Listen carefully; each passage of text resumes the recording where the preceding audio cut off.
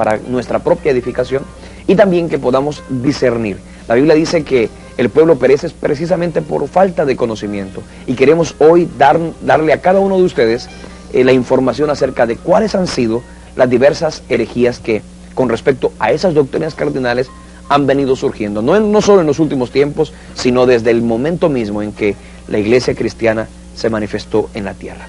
Quiero que en este momento le demos la bienvenida a nuestros panelistas, hombres, una mujer de Dios que nos han de bendecir en este momento. Queremos darles la bienvenida y en primer lugar queremos darle la bienvenida a la pastora Carmiña Meisel de Donoso. Ella es pastor asociado aquí en Centro Bíblico Internacional y queremos darle la bienvenida a ella y darle gracias a Dios por su presencia en este lugar. Gracias. Gracias les doy a ustedes por la oportunidad que me hacen partícipe de este programa. Sabemos que es un programa donde se tocan temas tan fundamentales en la vida cristiana, una doctrina tan sana que todo aquel que quiera conocer más de Dios y más de la palabra debería estar siempre atento a este programa. Gracias. Una de las cosas que me inspiran de la vida de la hermana Carmiña es que siempre tiene en su corazón y en su boca la palabra de Dios. Esto nos habla de esa inquietud y de ese hermoso deseo de poder transmitir y sé que este día el Señor le ha traído a este lugar para bendición nuestro. También está con nosotros el pastor Fernando García Sotomayor, ministro de Centro Bíblico Internacional, pastor en esta iglesia. También él tiene la bendición de ser el decano del Seminario Mayor Internacional y una vez más, pastor Fernando, bienvenido. Gracias por estar con nosotros. Gracias, pastor Elio, de verdad que es un gozo poder estar nuevamente en este lugar y me siento honrado de compartir con cada uno de los televidentes lo que Dios nos ha regalado para edificación de su pueblo. En verdad es un privilegio poder compartir la palabra de Dios y edificar al pueblo de Dios. Aleluya.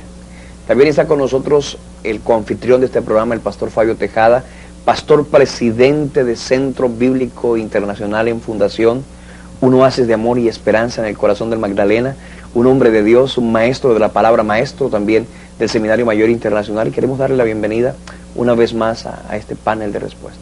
Gracias, pastor Elio, por estar nuevamente en este programa. Recibe bendiciones del Dios Todopoderoso y me gozo que tú seas un televidente asiduo de este programa, porque este programa siempre trae luz a través de la Escritura. La palabra dice: entenderéis la verdad y la verdad te hará libre, y sabemos que este programa es para traerte luz a ti y para que puedas comprender todo el consejo de Dios que está en su palabra. Su palabra, la palabra de Dios. Lo hemos dicho y a riesgo de parecer reiterativos, queremos decirle a cada uno de ustedes, es la palabra de Dios la que debe primar por encima de todo precepto humano. Si está en la palabra, lo creemos. Si es una doctrina de la Biblia, la aceptamos. Si lo enseña la Escritura, lo predicamos. Porque sabemos eso. Es la palabra de Dios el fundamento de nuestra fe. Y es a ella a la que debemos recurrir en un momento crucial en el que se requiera, desde luego, sentar una posición doctrinal. No es opiniones humanas, no son preceptos eclesiásticos, son opiniones sacadas de la misma palabra de Dios, porque es el mismo Señor, el mismo Dios que se reveló, quien nos puede indicar, desde luego, cómo conducirnos en esta tierra de los vivientes. Vamos entonces a esta primera pregunta del día de hoy. Una pregunta que desde luego nos va a continuar en este tema, donde hemos estado hablando de la divinidad, la doctrina cardinal, el estudio fundamental de la divinidad. Y en este momento queremos ir a esa pregunta que nos va a permitir en este momento abrir el abanico para compartir temas muy importantes. Así que veamos esa próxima pregunta.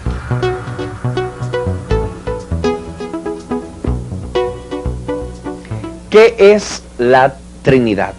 Cuando nosotros estamos hablando de las doctrinas fundamentales del cristianismo, hablar de la Trinidad, lógicamente, es una de ellas. La Biblia enseña, aun cuando la expresión Trinidad no es una expresión bíblica, es una acuñación teológica que podemos encontrar a lo largo de todas las Escrituras. En esta ocasión podemos y deseamos compartir. Yo recuerdo que cuando era yo niño, pensaba que la Trinidad era una señora. Yo pensaba, tenía esa opinión. Pero queremos en esta oportunidad compartir exactamente qué es la doctrina de la Trinidad. Entonces, yo quiero darle lugar a estos extraordinarios teólogos que el Señor nos ha regalado en este día, para que podamos entonces compartir de este tema y luego iremos profundizando al respecto. Bueno, la doctrina de la Trinidad o la palabra Trinidad, como tú lo dijiste, aunque no aparece en la Escritura, sabemos que la palabra de Dios enseña que hay un solo Dios verdadero, pero que se manifiesta en tres personas que coexisten eternamente de la misma sustancia, aunque son personas y que actúan de acuerdo al plan eterno de la misma deidad en el hombre. Entonces, Trinidad podríamos definir que es Dios en unicidad manifestado en tres personas, Padre, Hijo y Espíritu Santo.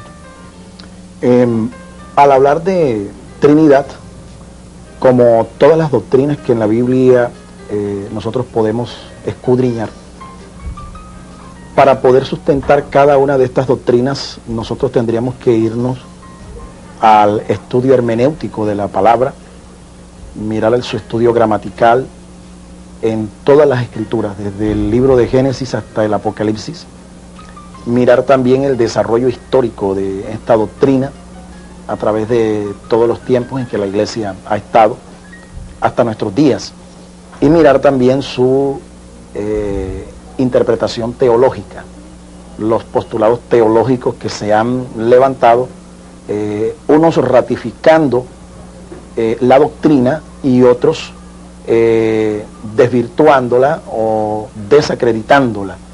Entonces, desde ese punto de vista, nosotros podemos decir en primera instancia que gramaticalmente es cierto que el vocablo Trinidad no existe. Sin embargo, como hay otras palabras que no aparecen en las Escrituras, por ejemplo, la palabra rapto no aparece en las Escrituras, aparece un vocablo que es similar, el vocablo arrebatamiento. Entonces, son palabras que se han acuñado por inferencia de tipo inductivo o teológico.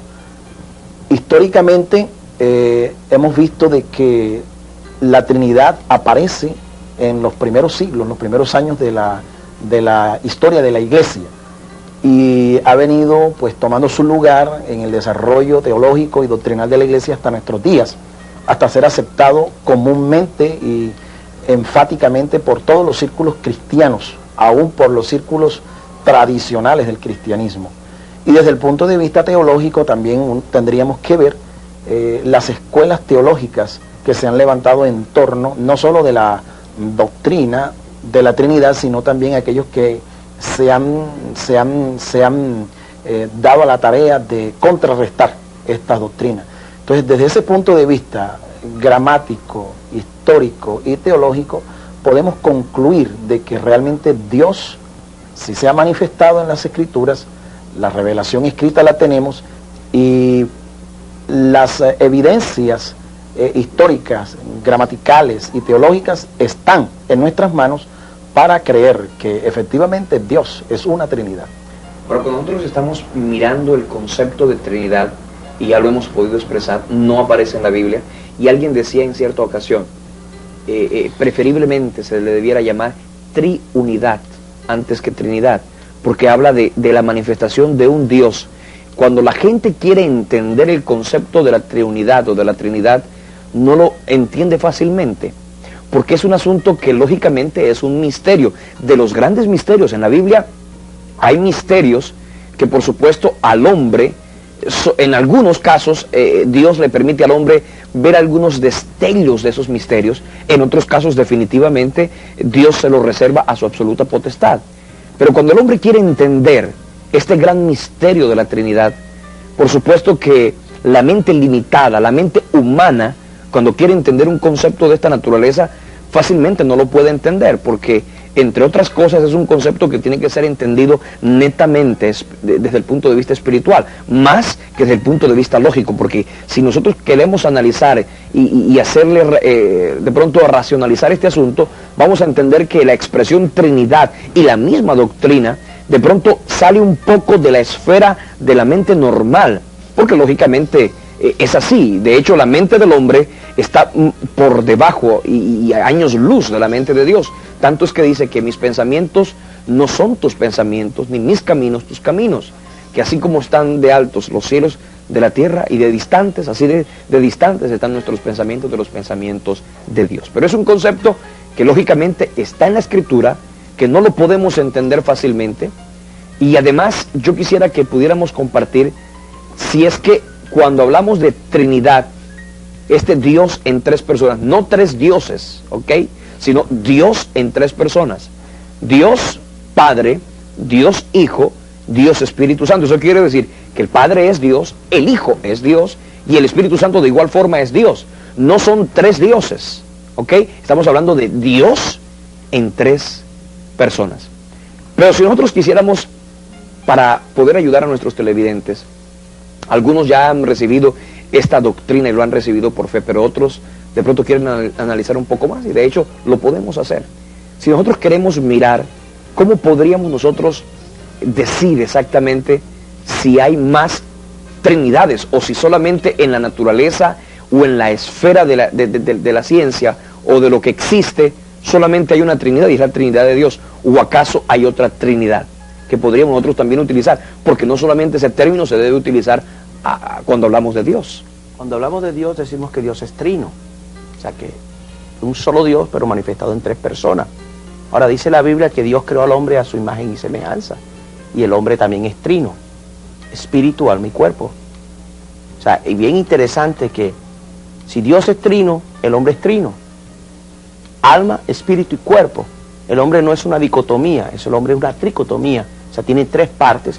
Por eso dice 1 Tesalonicenses capítulo 5, versículo 27, y todo vuestro ser, espíritu, alma y cuerpo sean guardados irreprensiblemente. Y durante toda la escritura, la Biblia, en ese es un versículo que nos habla de la tricotomía del hombre, de que el hombre es trino. Pero si tú te pones a revisar toda la escritura, nos damos cuenta que la misma Biblia, aunque no dice el hombre tiene tres partes, sí deja mostrar cuando habla del corazón, habla del alma y habla del cuerpo. O sea, en la escritura habla de que el hombre es como una tricotomía, como un ser trino, igual que Dios. Fuimos creados por Dios a imagen y semejanza. Entonces, el ser humano también es trino. O sea, desde el punto de vista de la antropología bíblica, lógicamente el hombre, y aun cuando hay muchas personas que no alcanzan a diferenciar cuándo es el alma, cuándo es el espíritu, y bueno, no es este el escenario para hoy compartir acerca de la tricotomía del ser humano, pero llegará el momento en el que podremos compartir ese tema.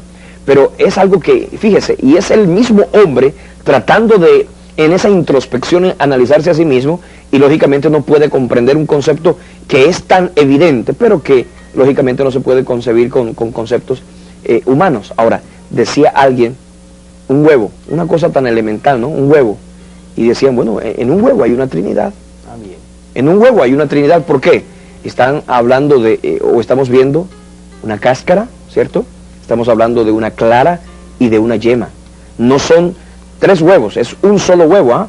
Y estamos hablando de tres elementos que componen el asunto. Entonces, fíjese que la Trinidad no es un concepto meramente bíblico, sino también extrabíblico, porque eso también se puede argumentar de esa otra forma. Entonces, es una doctrina que enseña la Escritura. Pero ahora vamos a la próxima pregunta, donde ya nos vamos a poder sumergir en este asunto tan maravilloso y fascinante, que es el estudio mismo de la Trinidad, lo que dice la Biblia, lo que enseña la Escritura. ¿Será realmente lo que la Biblia enseña, lo que nosotros creemos? Vamos a esa próxima pregunta en este tiempo, para poder profundizar en este tema de tanta bendición. Veamos.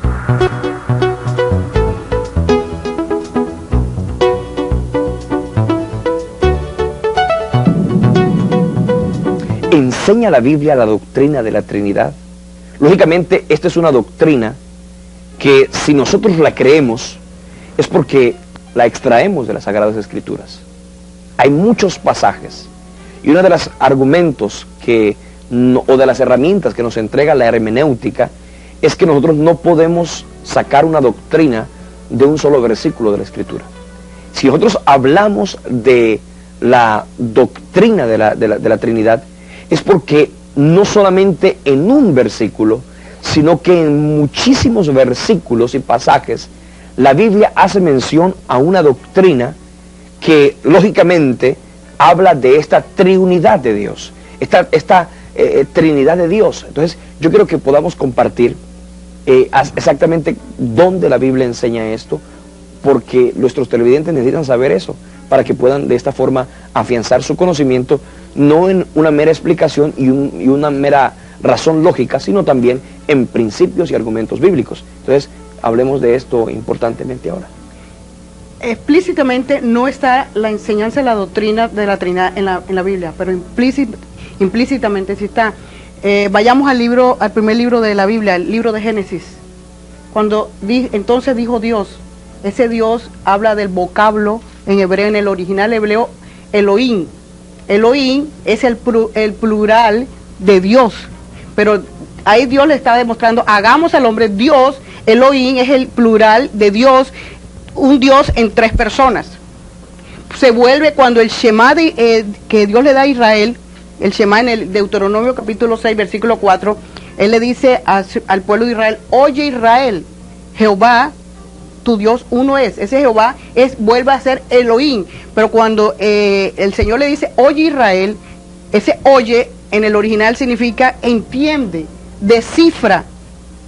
Descifra, es decir, no solamente oye, sino entiende, descifra, profundiza en esto, que Elohim es 3 en 1, que lo vemos en el libro de Génesis, capítulo 1, versículo 26. Entonces dijo Dios, hagamos. Ese Dios de ahí es Elohim, el plural de Dios. O sea, cuando nosotros hablamos de uno de los nombres de Dios, uno de ellos es Elohim. Elohim, y que ese es el nombre, plural. lógicamente, habla de una pluralidad de Dios. ¿Ok?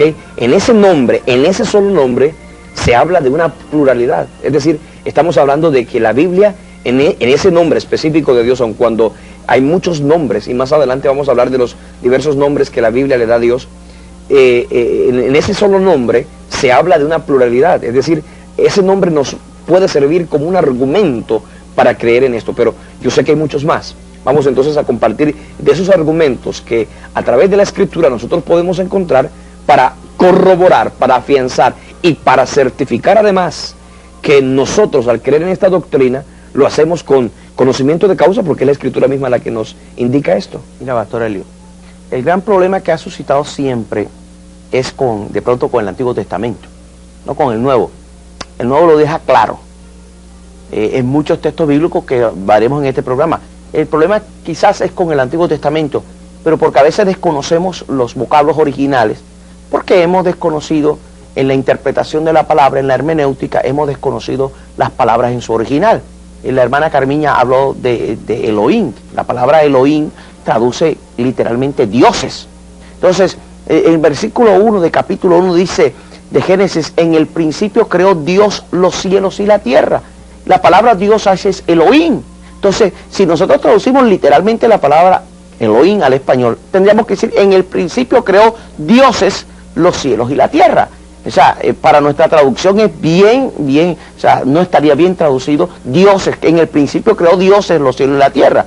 Pero enseguida en el versículo 2 vemos la influencia ya del Espíritu de Dios, ¿verdad? Dice, y la tierra estaba desordenada y vacía, y las tinieblas sobre la faz del abismo, y el Espíritu de Dios. Aparece el Espíritu de Dios.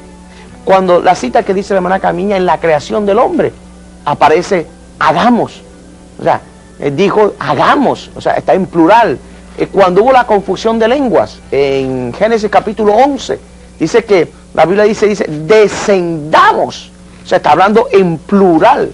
O sea, que hay otro texto bíblico cuando dice que la confusión de lengua, en Génesis capítulo 11 y versículo 6, dice, y dijo Jehová, he aquí el pueblo es uno. Hablando de la unidad, que es lo que está en el Shema.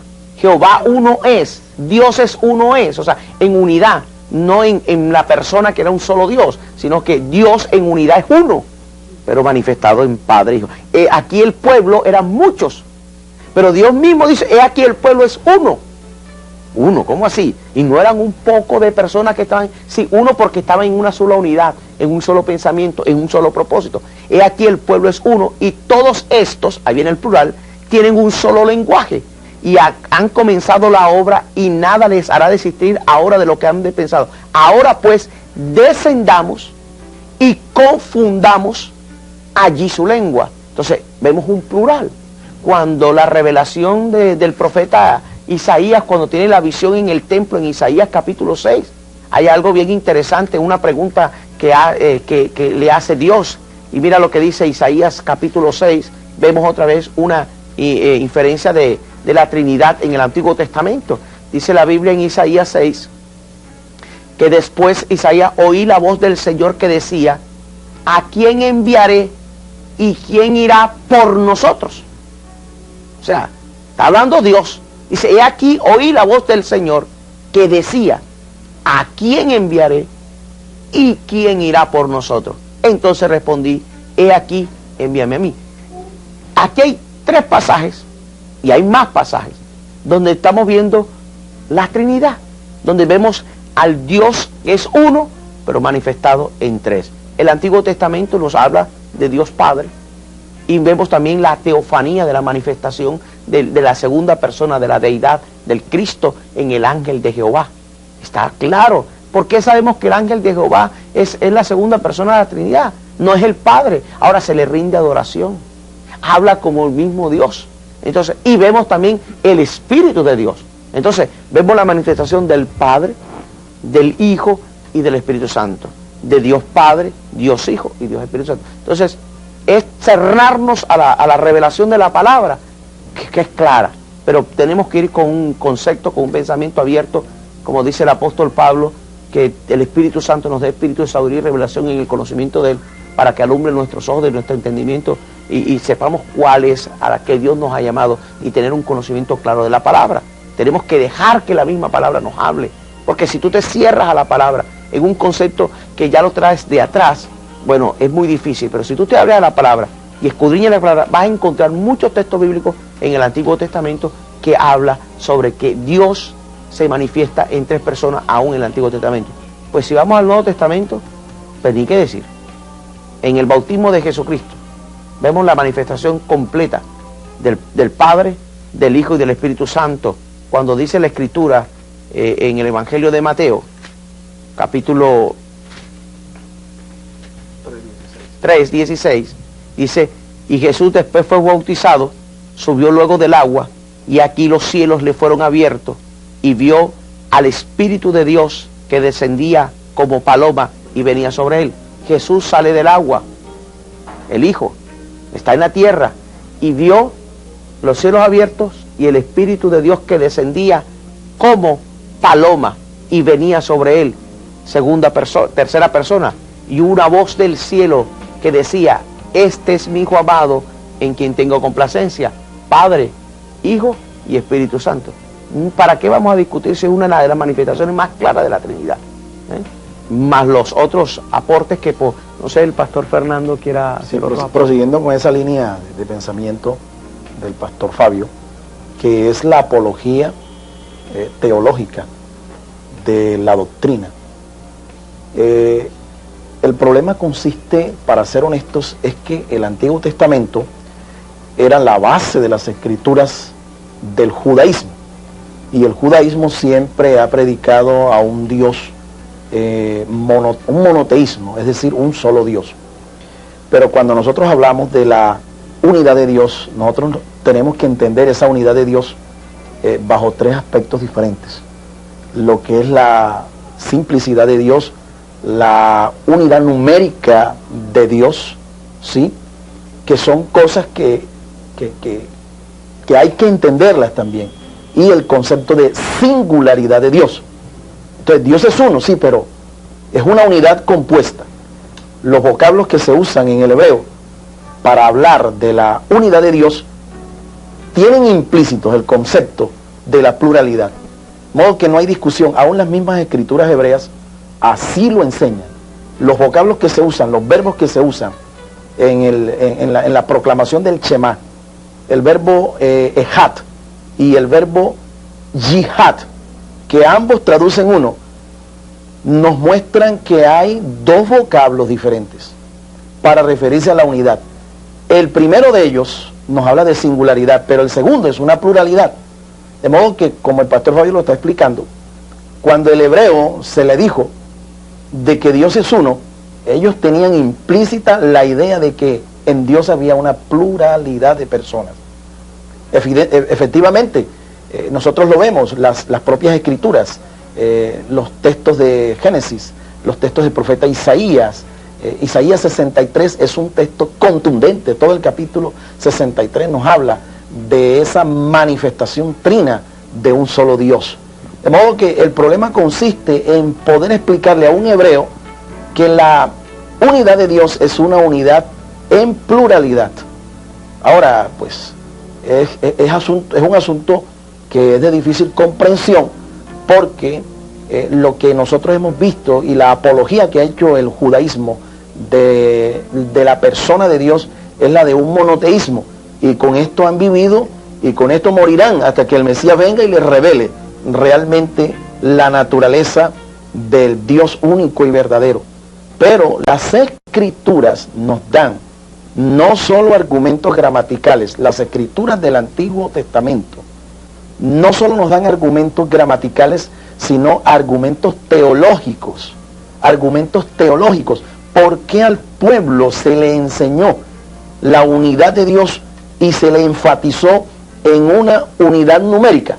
Hombre, porque los pueblos que estaban alrededor del pueblo hebreo eran pueblos paganos y sus divinidades eran muchas, y no era realmente una divinidad manifestada como la de el Dios de Israel, sino que realmente no era un solo Dios a los paganos, eran muchos, de modo que Dios, al revelarse, lo que quiere de paso es evitar que el pueblo caiga en ese politeísmo en el que las naciones paganas de su alrededor habían caído.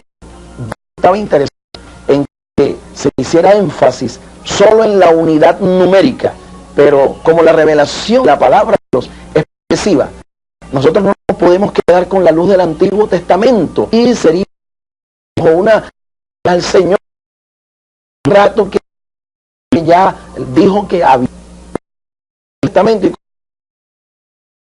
con la revelación y la luz que él tiene es quedarse en las sombras, en los tipos, en las figuras, pero la realidad ya vino.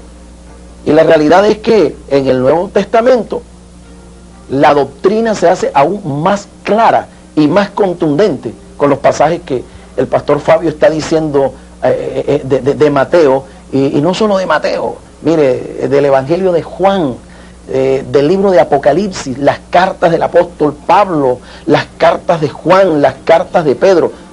Todo el Nuevo Testamento es una apología contundente contra la doctrina de la Trinidad. Entonces, para ser justos, lo que nosotros tenemos que decir es que en Dios existe una unidad esencial, pero una manifestación trina en tres personas. Esencialmente Dios es uno, pero su manifestación es trina. Son tres personas. No lo hace un Dios o tres dioses, como ya lo explicó el pastor Helio. No son tres dioses. Eso sería triteísmo. Lo que nosotros estamos hablando es de triunidad, o de pronto, debemos ser honestos, mal llamada Trinidad. Y hay cierta desconfianza también hacia el vocablo, porque algunos creen que el vocablo Trinidad lo inventó un concilio. Y haciendo justicia al hecho, en la historia de la iglesia nosotros vemos que los primeros cristianos se preocuparon por proteger la sanidad de la doctrina bíblica, y al hablar o a atacar la divinidad de Jesucristo, de paso, los padres de la iglesia en el concilio de Nicea y el concilio de Constantinopla acuñaron de una vez por todas el vocablo, sí, pero era un vocablo que fue una inferencia, no es que lo inventaron. Ahora, si usted tiene un vocablo nuevo que nosotros no conozcamos, que nos hable exactamente de un Dios esencialmente uno, pero una manifestación trina en tres personas distintas, pues díganos por favor cuál es ese vocablo. Enséñenos, porque es que no existe. Tenemos que dar gracias a los padres de la iglesia por ese vocablo, porque más o menos resume. Ahora, si usted no quiere tropezar con el vocablo, entonces acostúmbrese a decir lo que la Biblia dice. Cuando la Biblia se refiere a Dios, nos habla de la divinidad o la deidad. Y no hay problema, grande es el misterio de la deidad. Entonces, maneje el vocablo divinidad o deidad, pero siempre tenga presente que la divinidad es esencialmente una, pero manifestada en tres personas. De modo que no hay razón para nosotros confundirnos. No hay razón para quedarse con la luz del antiguo pacto. Métase también en el nuevo pacto. Y la revelación completa de Dios está allí. Recuerde que las escrituras son progresivas. y la revelación de Dios fue caminando hasta que finalmente el canon se cerró y todo lo que Dios quería que supiéramos de Él ya está escrito. Hay que estudiarlo ahora y con la iluminación del Espíritu Santo nosotros llegar a convicciones firmes acerca de la persona de Dios. Y lo he dicho en programas anteriores, mire, de la manera como usted tenga bien definido quién es Dios, así va a ser su vida también. Hay gente que atacan la doctrina y dicen, no, el único Dios es el Padre. Jesucristo es sencillamente el Hijo de Dios. Y el Espíritu Santo no es más que el pensamiento activo, la fuerza dinámica, el espíritu dinámico de Dios, como el pensamiento o razón de Dios. Pero eso no es cierto. Las Escrituras nos dicen claramente que el Padre es Dios, el Hijo es Dios y el Espíritu Santo es Dios. No son tres dioses, esencialmente es uno, pero están manifestados en tres personas que son distintas, pero que trabajan en una armonía y en una unidad perfecta.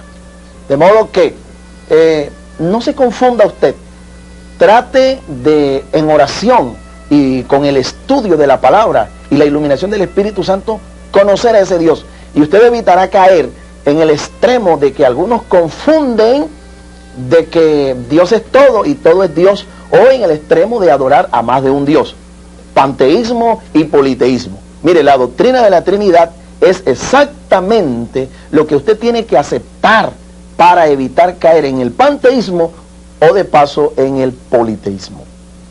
Estamos hablando entonces de una doctrina que lógicamente nos muestra y nos hace ver un poco más lo que es nuestro Dios. Pero yo quisiera que pudiéramos hacer algo más, aparte de los textos que leyó el pastor Fabio, de los que se han leído en este momento, que pudiéramos darle a nuestros televidentes algunos otros textos, que pudiéramos mostrar algunos otros textos en la Biblia, donde nosotros podríamos mostrar esa doctrina de la Trinidad. Es decir, cuántos y cuáles son los pasajes que a lo largo de la Escritura nosotros los podemos utilizar como argumentos sólidos para hablar de esta doctrina, para decir el concepto, porque inclusive se ha dicho que el Padre es la primera persona de la Trinidad, el Hijo es la segunda persona y el Espíritu Santo es la tercera persona. Pero he notado algo, que la gente en esta división que se ha hecho para de pronto el estudio de Dios, algunos han pensado que hay que llegar en ese sentido, primero al Padre, luego al Hijo y por último, y si acaso queda tiempo, entonces tendríamos algún tipo de relación con el Espíritu Santo. Pero yo quiero que podamos aclarar que para demostrar la doctrina de la Trinidad nosotros tenemos que ir a todo el panorama bíblico, y bueno, lógicamente el tiempo no nos lo permitiría de poder explicarles a cada uno de ustedes cuáles son y cuántos son todos los textos bíblicos y versículos de la palabra que nos pueden mostrar esto, pero sí poderle demostrar a la gente en la vida práctica cómo opera la Trinidad también en la vida del creyente, pero también demostrando, por supuesto, lógicamente y paralelamente a esto, demostrando también en otros textos la doctrina de la Trinidad. Pastor Helio, apoyando a lo que decía el pastor Fernando en cuanto al Antiguo y el Nuevo, yo pienso, yo he mirado el Antiguo Testamento como el edificio en obra negra y el Nuevo Testamento como el edificio con todos sus acabados, toda la revelación completa. El apóstol Pablo, un fariseo, perseguidor de la iglesia, que estoy seguro creía, como creía todo judío, que Dios era uno solo, ¿verdad? Que era un solo Dios y no creía en estas cuestiones de Trinidad. Él, cuando se despide de la iglesia en Corinto, dice en la segunda carta a los Corintios capítulo 13, versículo 11 en adelante: por lo demás, hermanos, tened gozo, perfeccionaos, consolaos, sed de un mismo sentir y vivid en paz, y el Dios de paz y de amor estará con vosotros. Saludaos unos a otros con ósculo santo, todos los santos os saludan. Y termina en el versículo 14 de 2 Corintios 13, la gracia del Señor Jesucristo, el amor de Dios, y la comunión del Espíritu Santo sean con todos vosotros. Amén. el apóstol Pablo, en lo que se ha llamado la bendición apostólica, habla de la gracia del Señor Jesucristo, del amor de Dios, hablando del Padre, y de la comunión del Espíritu Santo, ¿verdad?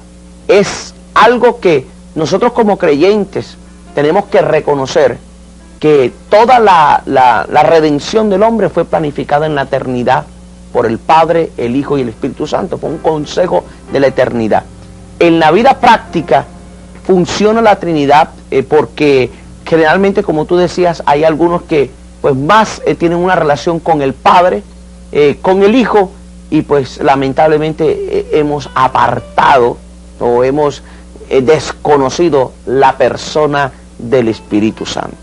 Jesucristo, cuando estuvo aquí, pues obró con los discípulos, pero Él les dijo: no os entristezcáis, porque es necesario que yo me venga para que envíe al Consolador, el Espíritu de verdad, el cual os guiará a toda verdad, porque Él no hará por su propia cuenta, sino hará todo lo que yo os he dicho. Entonces, si tú te das cuenta, el Padre, el Hijo y el Espíritu Santo vienen trabajando por la raza humana, y cuando nosotros llegamos a Cristo, que recibimos una resurrección espiritual, porque dice la palabra que nosotros estábamos muertos en delitos y pecados, y somos resucitados espiritualmente, lo que le explicaba Jesús en Juan capítulo 3 a Nicodemo.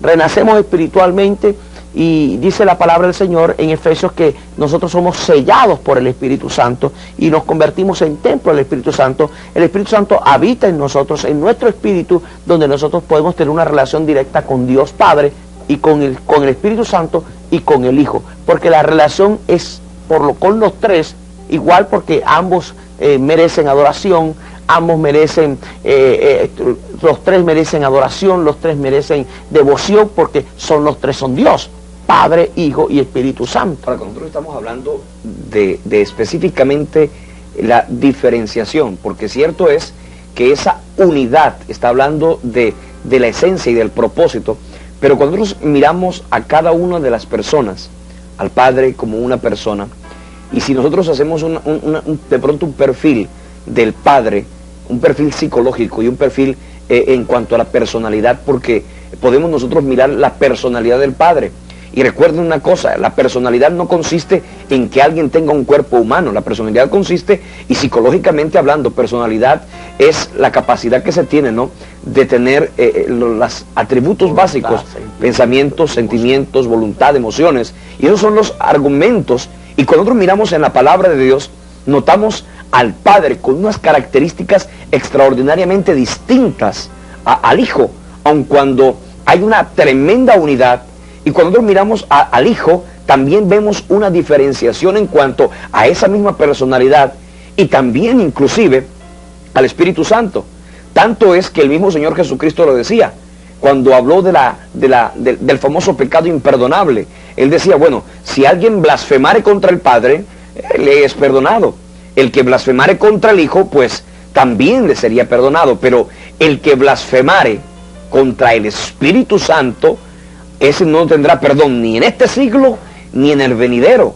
Está hablando entonces de las características y de las diferencias de personalidad que encontramos en ellos, aun cuando en la misma esencia todos y cada uno de ellos forman parte de una Trinidad, de una unidad perfecta que hace parte de la Trinidad de Dios. El pastor Fernando iba a decir algo que... Sí, en esa línea de pensamientos estamos mostrándole pasajes bíblicos, tanto del Nuevo como del Antiguo. En Isaías 63 hay 3 menciones. Desde el versículo 7 hasta el versículo 19 hay 3 menciones de personajes o personalidades distintas, pero sin embargo, desde el versículo 7 en adelante, el profeta comienza diciendo: de las misericordias de Jehová haré memoria. Yo quiero partir de allí, solamente de ese nombre, Jehová. Algunos han creído que Jehová es el nombre del Padre, y que Jehová por eso uno solo es. Pero Jehová no es el nombre del Padre, es el nombre de la deidad, es el nombre de la divinidad. En ninguna parte de las Escrituras dice que Jehová es el nombre del Padre. Y busque a ver un pasaje, llámeme, escríbanos al panel de respuestas vía electrónica y dígame dónde dice la Escritura que el nombre del Padre es Jehová. Entonces, ahí hay un error teológico impresionante, en muchas personas lo he visto, aún lamentablemente, Pastor Elio, entre cristianos que creen que el Padre es Jehová pero Jehová es el nombre de la divinidad, es el nombre de la deidad, y la deidad es Padre, Hijo y Espíritu Santo. Entonces comienza el profeta diciendo, de las misericordias de Jehová. ¿Pero quién es Jehová? Versículo 9, hay una descripción, dice, en toda angustia de ellos él fue angustiado, y el ángel de su faz los salvó, en su amor y en su clemencia los redimió, y los trajo y los levantó todos los días de la antigüedad. Ese ángel de su faz es el mismo ángel de Jehová que se manifestaba a personajes como Abraham, Josué y grandes personajes bíblicos. Y dice la Escritura que el ángel de Jehová, en él estaba el nombre de Jehová, en él estaba la presencia de la divinidad. Él era Dios y él recibió adoración como ningún otro ángel. En las Escrituras nosotros lo vemos aceptando adoración. Entonces, indudablemente que tenemos allí una manifestación del Hijo de Dios en una forma angelical. El ángel de Jehová lo guió, el ángel de su faz, el ángel de su presencia. Ahora, en el versículo 14 dice, y el Espíritu de Jehová los pastoreó como una bestia que desciende al valle. Así pastoreaste a tu pueblo para hacerte nombre glorioso. La persona de la cual se está hablando aquí ya no es el ángel, es el Espíritu de Jehová. Y está diciendo que tiene acciones personales. Los verbos que dice allí, pastorear, eso no lo hace un poder dinámico. Eso no lo hace una fuerza activa, eso lo hace una persona que tiene la capacidad de pastorear. Y dice, para hacerte nombre glorioso, así los pastoreaste. Y el versículo 16 dice, pero tú eres nuestro Padre. Si bien Abraham nos ignora e Israel no nos conoce, tú, oh Jehová, eres nuestro Padre, nuestro Redentor perpetuo es tu nombre. Mire, si usted, siendo un judío, no entiende que aquí hay tres personas distintas, yo no sé realmente entonces en qué Dios es en el que usted ha creído. Y aquí hablo a los hermanos que son judíos mesiánicos. ¿Sabe, mi amado hermano? Jesucristo no es una persona inferior al Padre. Él es igual al Padre en esencia, pero distinto en personalidad. Porque la personalidad del Padre es una y la del Hijo es otra. En los propósitos redentores hay una distinción de personas, pero hay un solo propósito con respecto a la humanidad. Jesucristo no es Dios el Padre, Jesucristo no es Dios el Espíritu, pero Jesucristo es Dios. No podemos minimizar la deidad de Jesucristo porque eso sería caer en el terreno de una herejía doctrinal. Si usted niega la divinidad de Jesucristo, usted está diciendo que Jesucristo no es Dios, sino que es Hijo de Dios o constituido Dios para nosotros.